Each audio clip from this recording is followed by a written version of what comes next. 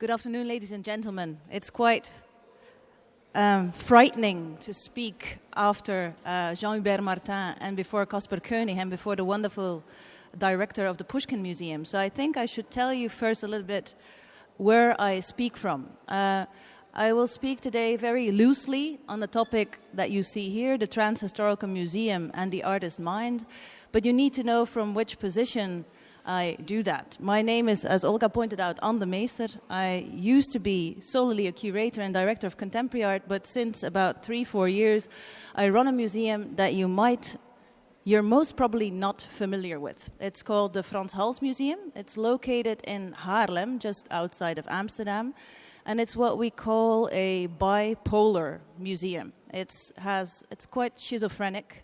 It has two buildings, as you can see, two 17th century buildings in the historical center, and it has two contrasting collections. One is a collection of 16th and 17th century Dutch painters with Frans Hals as its primus inter pares. Some of you might know Frans Hals. He's in the collection of the Pushkin, a painter that is compared to Rembrandt and Vermeer and is known for his very loose, intuitive, wild, actually impressionistic brushstroke. That's one part of our collection, 16th and 17th century Dutch masters. And the other part of the collection is contemporary art from the 1970s onwards, with a focus on photography, video, film, performance, and conceptual art. So it's two contrasting entities and with the use of two historical buildings. And so you get a slight impression of our collection. On the left-hand side is Frans Hals. On the right-hand side is Roger Heyarns, a performance piece. On the left-hand side, Nicolaas Berchem. And on the right-hand side, Nan Golden. I can't show you all of our 18,000 objects, but this should give you a slight idea of who we are and what we're becoming. This is Jürgen Teller and Roestraten.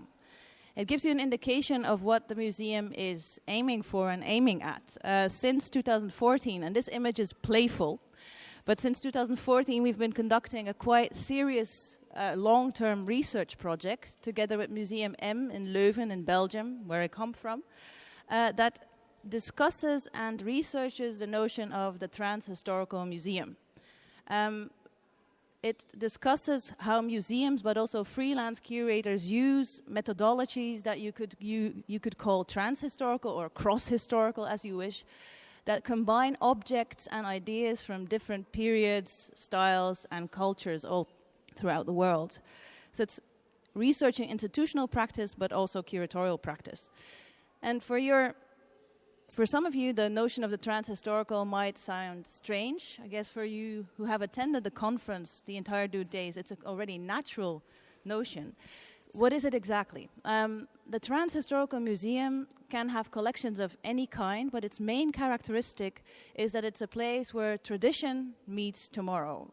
Its main characteristic is that it's a place that doesn't stick to the kind of apartheid or separatism, artistic apartheid, that is to say not racist apartheid, that is common to museums. Museums split art from different periods and contexts. We neatly put them in boxes, put them in different rooms. We don't hardly allow them to communicate. The Transhistorical Museum does the opposite. It, in fact, encourages fusion. It encourages a dialogue between objects and artifacts from different periods and different parts of the world. And it combines them in sort of mixed displays that are sometimes serious, but sometimes playful, sometimes associative, and sometimes academic. Why? Actually, what you see is it's a transhistorical display done by Mark Leckey, an artist who should have, I think, a solo museum to himself, just like Frans Hals. But why does the Transhistorical Museum, and it's a wild category. I guess the Pushkin will become a Transhistorical Museum. The Met Breuer in New York is a Transhistorical Museum. The Museum for Fine Arts in Ghent is one. So it's not a predicate that is reserved for the Frans Hals Museum. It's a general term. Like you have the Museum for Fine Arts, you have the Encyclopedic Museum. The Transhistorical Museum, I think, is just a new category or a new label for museums who encourage this kind of fusion between different art forms. what does it exactly do? What do trans-historical museum displays cause? I think if you want to research art from a particular period, you need focus. You need this kind of apartheid. If you want a scientific focus, you need to isolate an object in its own time. If you want to create a more continuous and enhancing experience for your viewer, you don't need to take those periodizations into account. I think there's been great examples who have been shown in the past 2 days, from Axel Vervoort to Jean-Hubert Martin to Russian examples of when you mix, you create a more full 360-degree experience for the viewer. But you also critically investigate and interrogate very traditional museological notions like chronology, period, style, context, category, movement. And what it does most, I think, is it emancipates the art object. Usually art objects are strictly put into a certain semiotic box. They have a certain meaning that is usually mainly art historical. If you put it in a trans-historical display, you create a sea, an ocean of meanings. There's a plethora of polyphonic interpretations and meanings that are allowed. So the object becomes more meaningful instead of less meaningful. I've been often asked in the past years, like, the Trans-Historical Museum, is that new? Is that something that somebody came up with? Is it an invention of Jean-Hubert Martin, of Caspar Koenig? It is not. The Trans-Historical Museum is a very old notion. It could actually go back to predates the origins of the museum. I guess you're all familiar with cabinets of curiosity, Western European collectors who, before the advent of the museum, collected wildly and across different categories. They collected disparate objects, from shells and paintings to corals, souvenirs, etchings, random objects, all in order to amaze and dazzle us, and all in order to provoke curiosity. So the Cabinet of Curiosity is the embryonic form of the museum. It's where we actually all come from. And if you look at museological history in the West, and you see that there have been precedents of museums who have really and truly embraced this mixture, this fusion. Thinking of the Hamburger Kunsthalle in the 60s under Werner Hofmann, but also the National Gallery in London, who since the late 70s has produced a series called The Artist's Eye, where they invite artists to function as curators, to rearrange the permanent collection and add works of their own. I mistakenly did not include an image of the artist's eye, but this is actually also a great example. An exhibition curated by Bietje Kürger in 2012 in Kunsthaus Zürich called Deftig Baroque, which explored how the notion of Baroque is not specifically tied to a certain period, but is an attitude that defines artistic practice rather than a period. So the Trans-Historical Museum is not new. It's as old as the Cabinet of Curiosities. It's been practiced since the 60s by major museums. So why and how does the Frans Hals Museum do this? We're a mid-scale museum, and we have these two conflicting collections that we try to bring into dialogue. So we use the trans-historical in different ways, and I'll show you a few examples. We decided not to stick to a specific formula, so in contrast to, for example, to the National Gallery in London, we don't always invite curators to artists to rehang the collection. We invite different artists and different curators to come up with other methods of showing old and new art in combination. And we call that combination a marriage of old and new art. And as you probably all know, those of you who are married, marriages are not always harmonious. So the combinations we create are also often a source of conflict and discord. They're a fight rather than a peaceful dialogue. This, however, was an example of a very peaceful cohabitation of old masters and contemporary art. We invited Rineke Dijkstra, a Dutch photographer, to explore our collection with a specific focus on Verspronk, a painter who was a contemporary of Frans Hals, but who had a very distant approach of his cities, very porcelain-like type of painting, precise, with a kind of sterile approach. This is actually not Verspronk, because artists never obey or never obey the frameworks of the invitation that you put to them. So we invited Rineke Dijkstra to respond to Verspronk, and she did something completely different. She searched the entirety of our old masters collections for paintings that looked like her photographs. It was a very non-conceptual, simple approach. She was simply looking for people in old masters' portraits that looked like people in her photographs. So she was looking for this suggestion of family relationship across centuries. And this is actually not a very good example, but we have better examples where you actually see, it seems as if there's an illusion created, as if those girls and boys and women and men photographed by Rineke Dijkstra in the 21st century actually resemble 17th century Dutch sitters. That's one approach, a simple juxtaposition, putting next to each other of old masters and contemporary art. Another form that we have explored is working with artists who are interested in new forms of display. As you all know, a museum is not only showing art, it's also exploring how to show art. Mostly we do that in a quite conventional way. We put paintings on the wall, sculptures on the floor, and installations all over the place. But throughout the history of exhibition making, there have been numerous experiments of how to do that differently, how to do that more dynamically, less statically.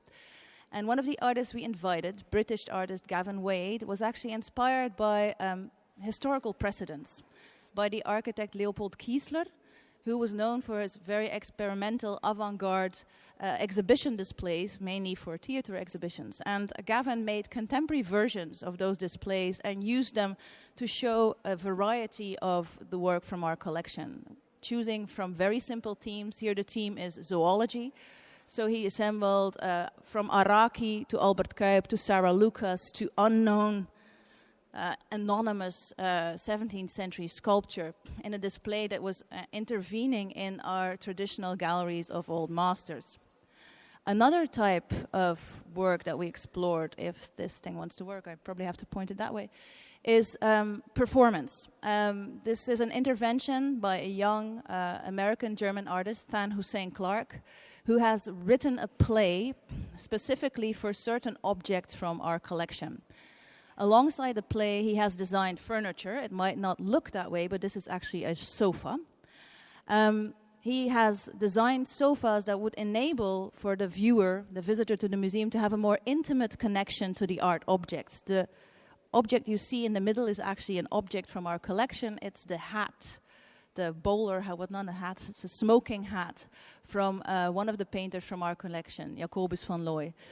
And Than wanted to encourage the viewer to literally come close to the object, to have a conversation with it.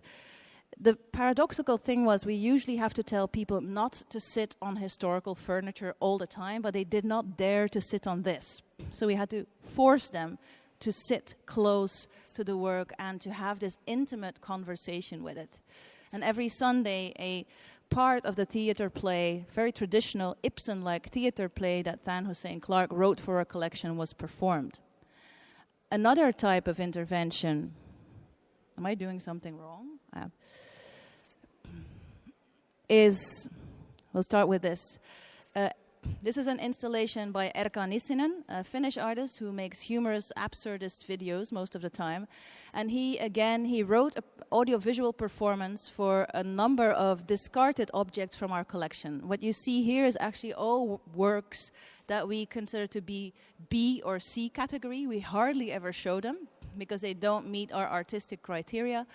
And Erkka has used them as props and characters in an audiovisual play. So you would enter the room, it would be dark, and once the performance started, the objects would be lit up and would actually start to speak as characters in a play. It was both ironic and it was also a kind of revision of our canon, saying these works belong to the collection. We might consider them minor, but they deserve a voice and they deserve to speak and to have agency.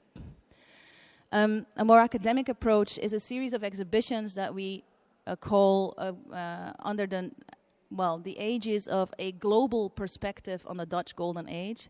I will not bore you with an intrinsic description, but as you most probably know from the Dutch masters that are present in a lot of Russian collections, the Dutch painting had a high period in the 17th century. That high period was connected to wealth, and that wealth came from trade, but also from colonial relationships.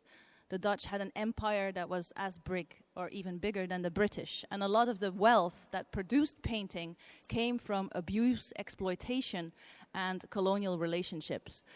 This is an exhibition called A Global Table that explores that influence of colonial relationships on Dutch painting. And it combines 17th century food still lifes, as you see in the right-hand corner, with contemporary art. With contemporary artists who explore global trade relationships and the consumption of food nowadays.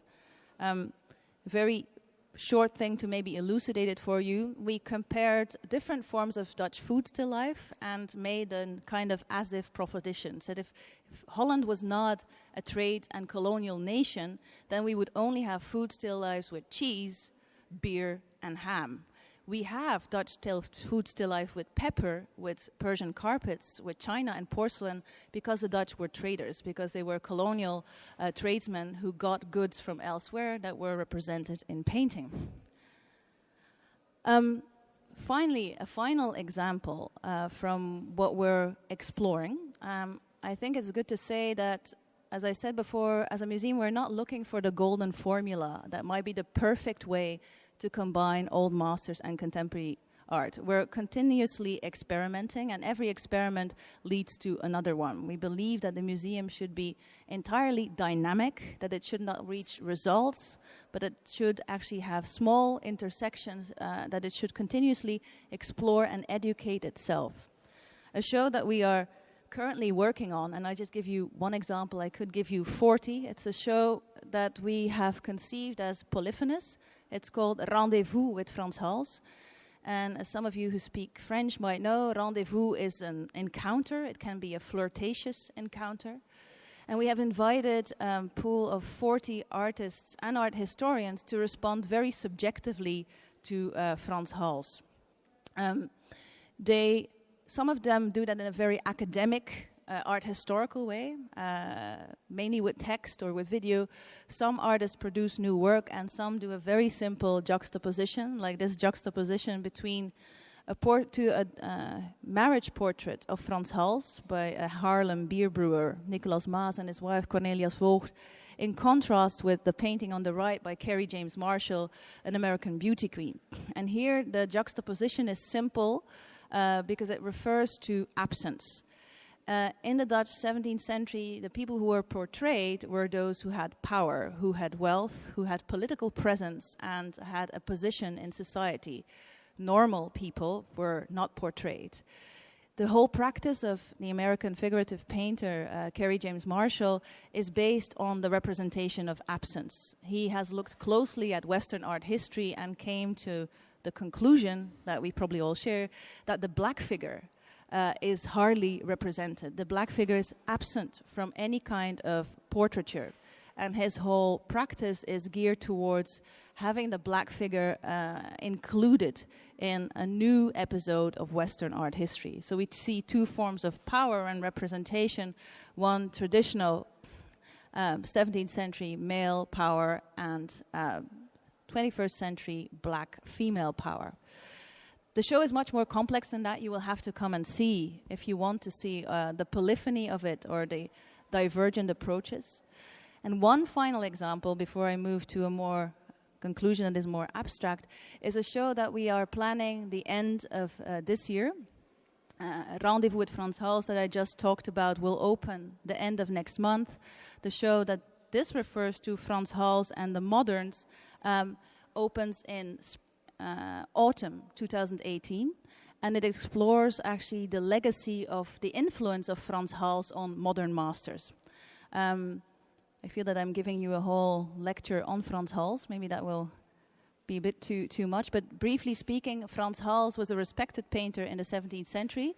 He was not respected in the 18th century by the classicists. They thought he was sloppy and very unacademic painter. He was rediscovered in the 19th century by painters such as Van Gogh, Singer Sargent, Manet, Courbet, Monet, all very present in the collection of the Pushkin, because they saw in him a kind of precursor. They said, like, Frans Hals, that's not a 17th century painter. He's actually modern. He is from our age. He's an impressionist.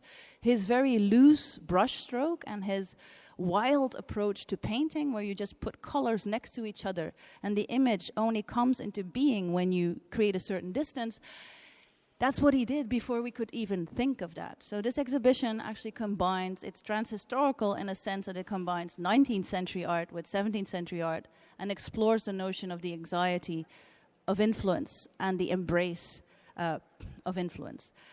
I hope I give you a little bit of an idea why or how the Frans Hals Museum is trying to explore this transhistorical marriage between the old and the new.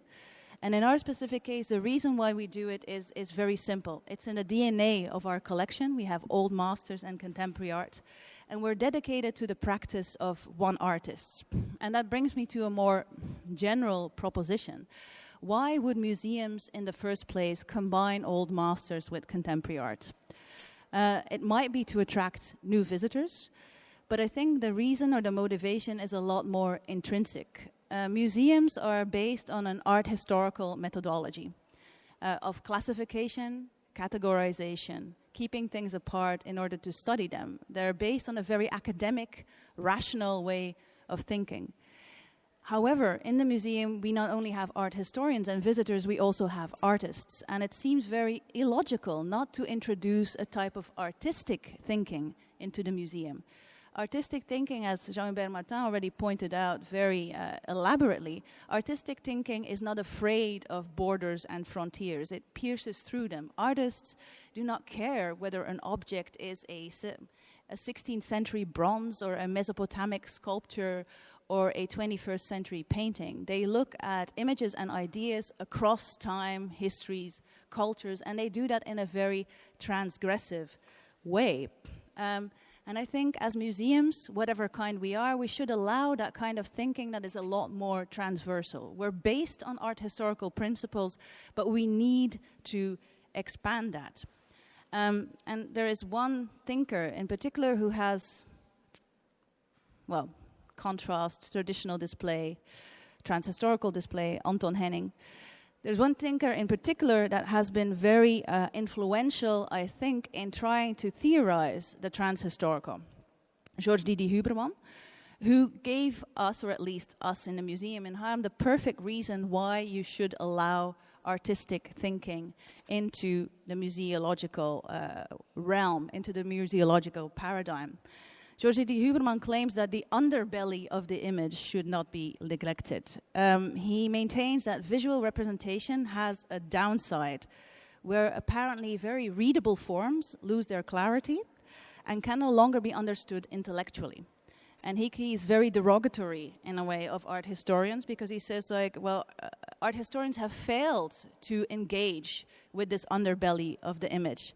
They rationalize everything, and their academic practice is based on the assumption that visual representation consists entirely of interpretable and readable signs, while images in reality are not readable. They're full of contradictions, they're full of paradoxes, and they're full of limitations.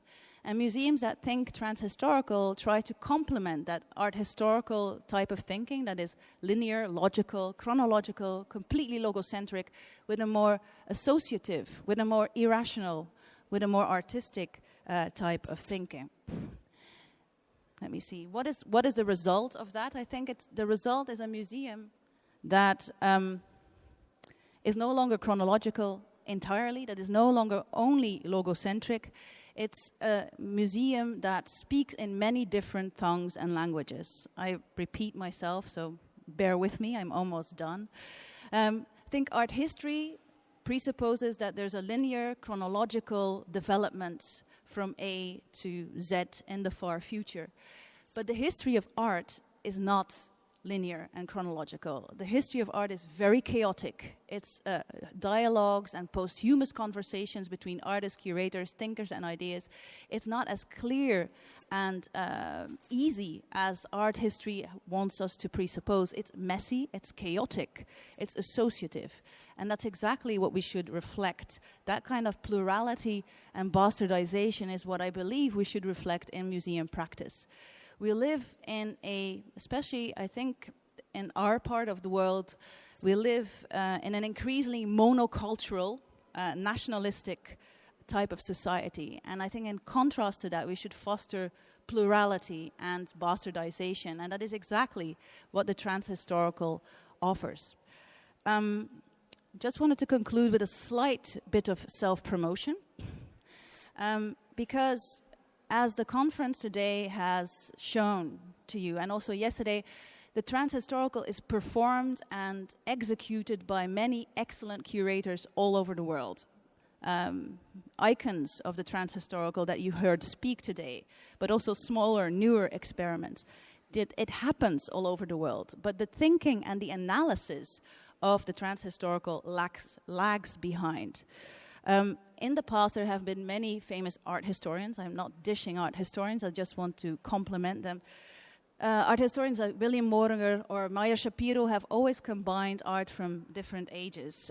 Currently, there's people like still alive, Hans Belting, but also Alexander Nagel, who try to tie the pre-modern and the modern, the contemporary and the medieval. So there is academic discourse being produced, but not by museums. And that's why I think conferences like today are important. We should combine and do the combination of old masters, classical art and contemporary art, but we should also think about it. We should analyze it. We should produce discourse. And here's where the self-promotion comes in. At the Frans Hals Museum, the Museum M, we're currently preparing an anthology of texts called the Transhistorical Museum, based on a number of conferences and workshops we did.